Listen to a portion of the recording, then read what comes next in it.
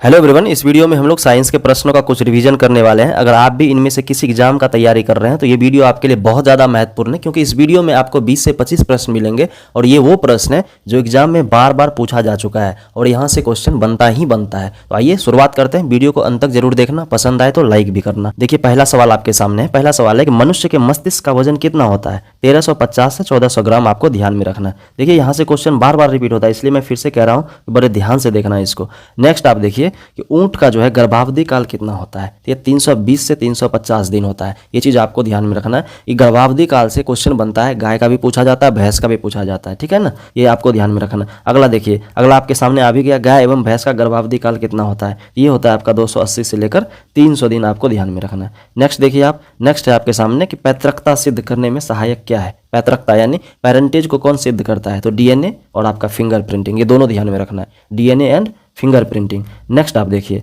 Next है कि दूध में पाई जाने वाली शर्करा यानी शुगर क्या है? तो दूध में कौन सा शुगर पाया जाता है? लैक्टोज पाया जाता है, आपको ध्यान में रखना, लैक्टोज। अब देखिए मूत्र का निर्माण कहाँ होता है? यानी कि यूरिन का जो फॉर्मेशन होता है कहाँ पे होता है? किडनी में होता है। अब आपको बताना है किडनी का वेट कितना होता है, यानी वजन कितना होता है, कमेंट बॉक्स में आपको लिखना है। चलिए नेक्स्ट देखिए, सबसे लंबा कृमि कौन सा है? सबसे लंबा कृमि यानी वर्म, लॉन्गेस्ट वर्म हो गया आपका टेप वर्म, आपको ध्यान में रखना, टेप वर्म।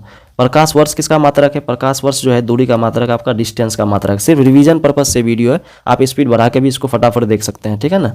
दूध से मक्खन निकालने वाली मशीन किस सिद्धांत पे कार्य करती है? देखिए जो मशीन होता है ना दूध से मक्खन निकालने वाला, वो आपका अपकेंद्रीय बल वाले सिद्धांत पे काम करता है, यानी सेंट्रीफ्यूगल फोर्स के सिद्धांत पे। ये चीज आपको ध्यान में रखना है, रट लेना है, सारे प्रश्न को रट लेना है, क्योंकि यहाँ से क्वेश्चन आएगा ही आएगा। एक अश्व शक्ति कितने वाट के बराबर होता है? 746 वाट के बराबर होता है, आपको ध्यान में रखना है।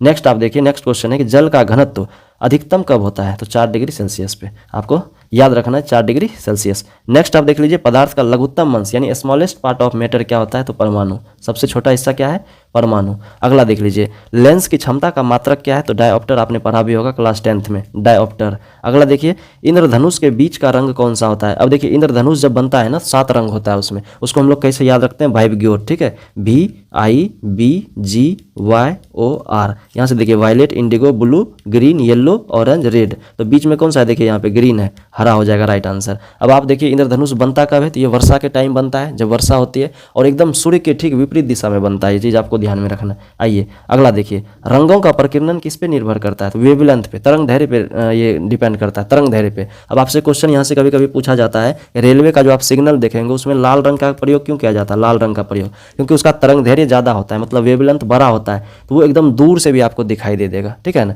ये चीज आपको ध्यान में रखना है। आइए अगला क्वेश्चन देखिए, नेक्स्ट क्वेश्चन है, रेटिना पर बना प्रतिबिंब कैसा होता है? तो वास्तविक होता है, उल्टा होता है और वस्तु से छोटा होता है। ये चीज आपको ध्यान में रखना है। नेक्स्ट देखिए, इंद्रधनुष कब बनता है? देखिए क्वेश्चन भी आ गया, इंद्रधनुष कब बनता है? ये वर्षा के टाइम पे बनता है, और आपको ध्यान में रखना है कि सूर्य के ठीक विपरीत दिशा में, यानी अपोजिट टू द सन। ये आपको ध्यान में रखना है। अगला देखिए, फ्यूज तार, फ्यूज तार किससे बनता है? तो ये एक मिश्र धातु से बनता है, और किसके मिश्र धातु से?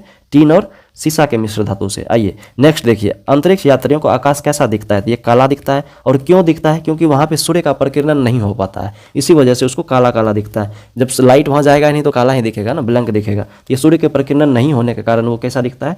एकदम ब्लैक दिखता है, काला दिखता है। अगला देखिए, समुद्र का जल नीला क्यों दिखता है? तो ये प्रकाश के प्रकीर्णन के कारण, ठीक है, स्कैटरिंग ऑफ लाइट। अगला देखिए, बुलबुला हवा में कैसा दिखता है? तो अवतल लेंस की तरह दिखता है, यानी कॉनकेव लेंस। नेक्स्ट कह रहे हैं, तारों के टिमटिमाने का क्या कारण है? तो ये रिफ्रैक्शन ऑफ लाइट यानी प्रकाश का अपवर्तन है, आपको ध्यान में रखना। प्रकाश के अपवर्तन के कारण जो है तारे टिमटिमाते हैं। नेक्स्ट देखिए, हीरे की चमक और मृग मरीचिका का कारण। ये मृग मरीचिका जान रहे हैं ना, मिराज, कहाँ पे बनता है? ये रेगिस्तान यानी थार वाले मरुस्थल वाले एरिया में बनता है, जहाँ रेतीली एरिया है। आप देखते होंगे जब आप धूप में निकलोगे बालू वाले एरिया में, आपको एकदम दूर में नजर आएगा कि कोई चीज ऐसा चमक रहा है, वो बहुत लाइट होता है उसमें। और हीरा तो आपने देखा होगा या ना देखा होगा, हीरा बहुत चमकता है, बहुत चमकता है। ये जो है हीरे का चमक और ये मृग मरीचिका का चमक, क्या मतलब इसका रीजन क्या है? ये पूर्ण आंतरिक परावर्तन की वजह से होता है, टोटल इंटरनल रिफ्लेक्शन के कारण इस दोनों का चमक जो है बहुत ज़्यादा होता है। ये था आपका आखिरी क्वेश्चन। उम्मीद है कि वीडियो पसंद आया होगा, कुछ नया भी आपको सीखने को मिला होगा। वीडियो लाइक कर देना। मिलेंगे फिर अगले वीडियो में।